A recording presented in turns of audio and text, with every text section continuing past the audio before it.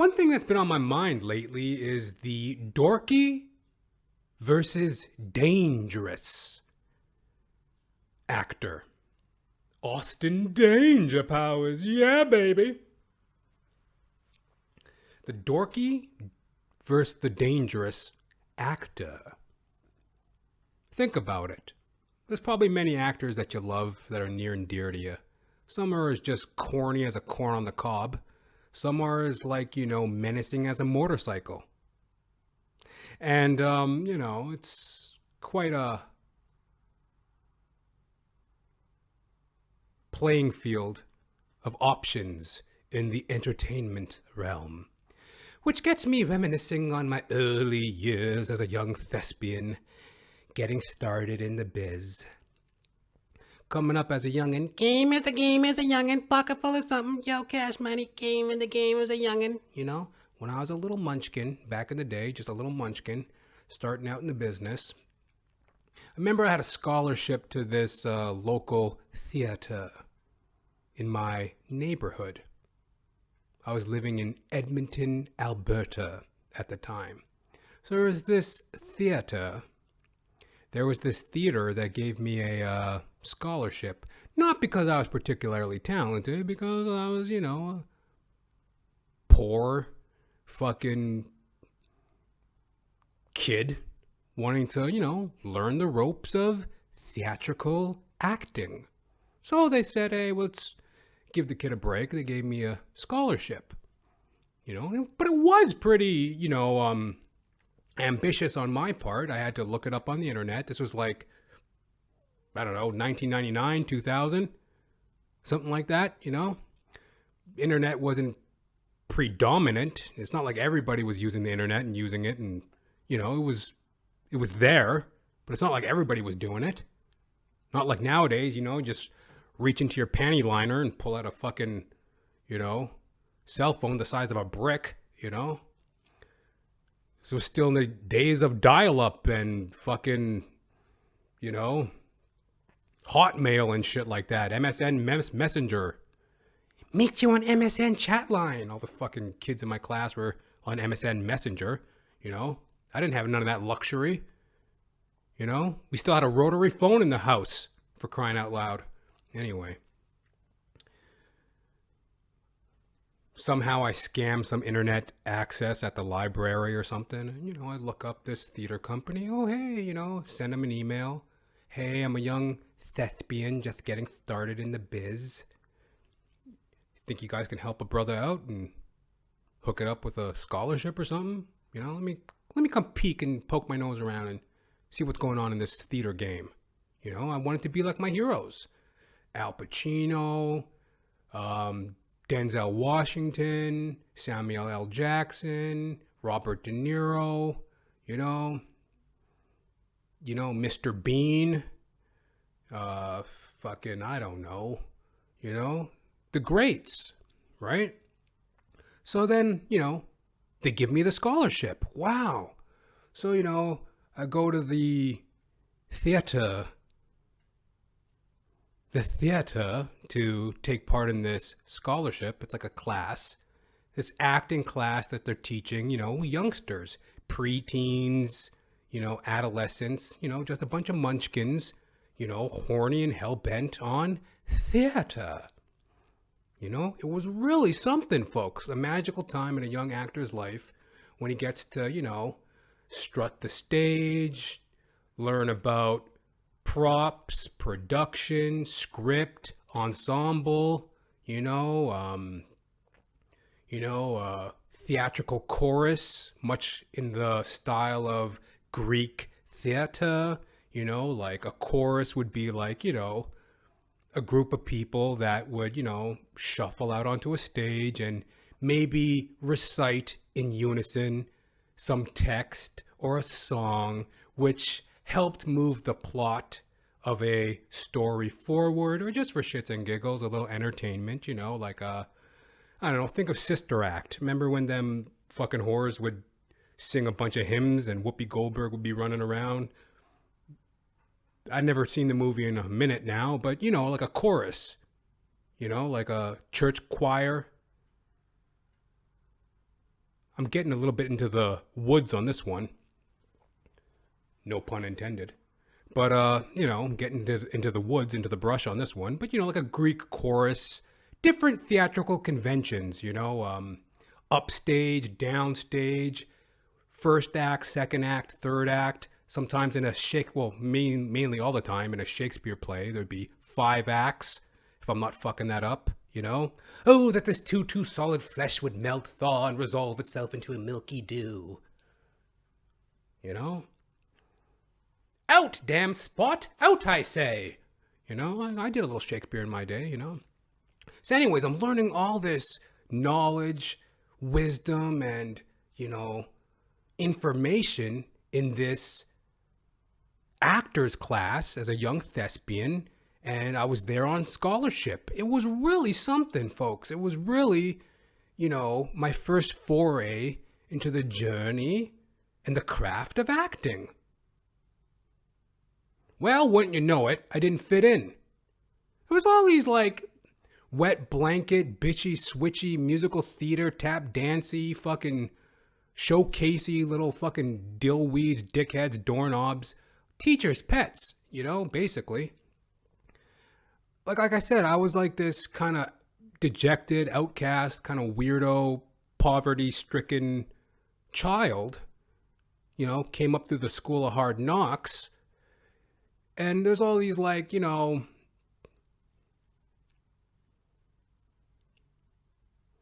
type of kids in the class, right? Real wet blankets, so to speak.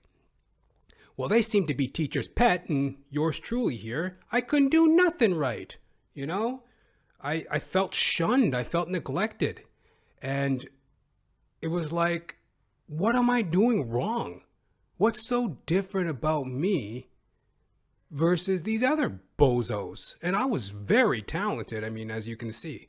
So I kind of knew I was getting shortchanged. I'm like, hey, wait a minute. Hey, there's something awfully squooey going on around here. Oh, that wascally wabbit. There's something awfully squooey going on around here. Awfully squooey. I'm like, I'm just as talented as these dickheads. How come I'm not teacher's pet? How come these dorks are getting all the fucking gravy train, gravy rolls, and I'm fucking stuck fucking in the wings playing tree number 2? The dorky versus the dangerous actor. I'm telling you, folks, it can be very heartbreaking. I don't know what I did wrong. I don't know what it was about me. I don't know what the turmoil and all the hoop-de-doo and the big stink was about. I'm just as poetic as the next motherfucker, So anyway,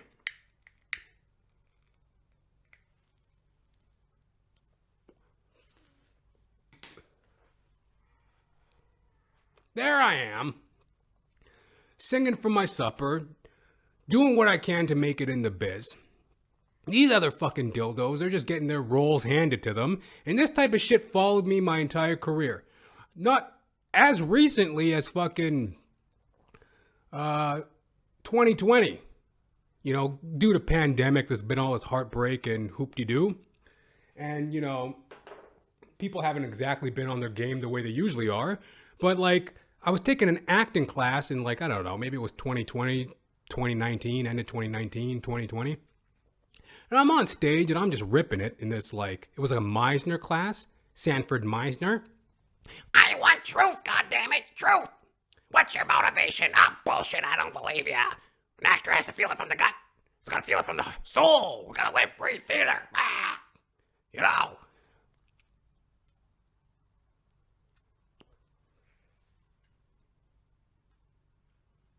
Art is ephemeral.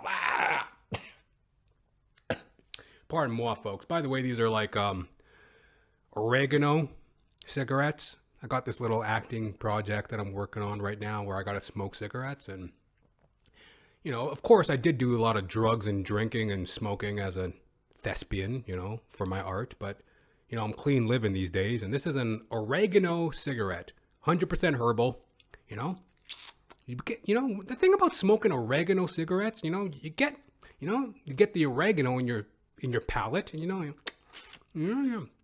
you get a hankering, you get a little hungry, Now I'm thinking about, getting a bowl of pasta or maybe a veggie pizza, And sucking on these fucking oregano cigarettes, you start getting a hankering. Anyway, back to my story. So, there I am in this theater class, I don't know, it was somewhere in 2019, 2020. And, I'm on stage and I'm killing it in this Meisner class, I want truth, goddammit, truth. He was like this old Jewish cuckold, 1920s to like 1980s, I think. He was a prominent acting coach. Anyways, he developed a style of acting, and the magic if. So, it's some very poignant and relevant actors training. And, I'm in the class and the teacher turns to me and, she says right in front of the class, she goes, Jonathan, you're a very intense actor, aren't you? I remember I just looked at her. I was like, what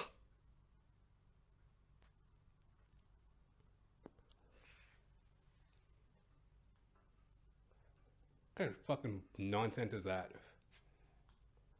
You're a very intense actor, aren't you? Well, yes, you're right. I am very intense.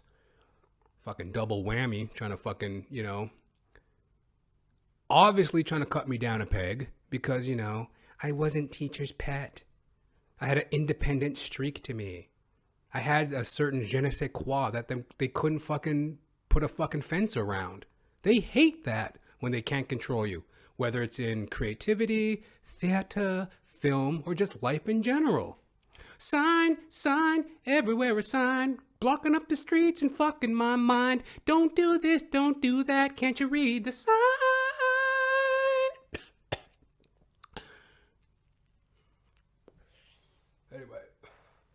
Anyway, according to some of my acting coaches, I'm a very intense actor, some shit I don't know. But I'm telling you, it's like them dorky actors versus them fucking dangerous actors. Maybe I'm dangerous, I don't know. Hell, I never set out to be dangerous. Be entertaining, be of service in the entertainment trade of acting. That's all I ever set out to do.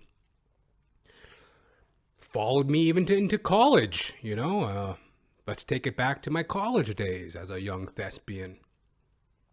I remember, pound for pound, I was the best actor in that program. It ain't really saying too much. It was small town Edmonton, one small acting department at a community college. But pound for pound, I was the best actor in that class. Couldn't sing or dance worth dog shit. But, I could really light up a script, right? Adding my je ne sais quoi to a production, so to speak. Well, anyway, I proved myself time and time again in these acting classes. Then we come to, the final acting project. The teacher gives the lead role to this other bozo. Once again, I'm stuck in fucking the side wings playing tree number 1. I guess they moved up a peg. I was playing tree number 2. Now I'm playing tree number 1. But still, fiddlesticks. Got me off in the fucking... You might as well have me fucking outside the venue. You know what I mean? Anyway, one day we're sitting there in rehearsal. And the lead actor, we're doing the rehearsal and the director's kind of getting into him a little bit. Come on. Chop, today, you're fuddling your lines, you're fucking your lines up, you have no confidence, you have no, come on, we're here to rehearse and get things done. Are you on board here? What's going on? You're an actor, aren't you? Well, the kid folds up. He just...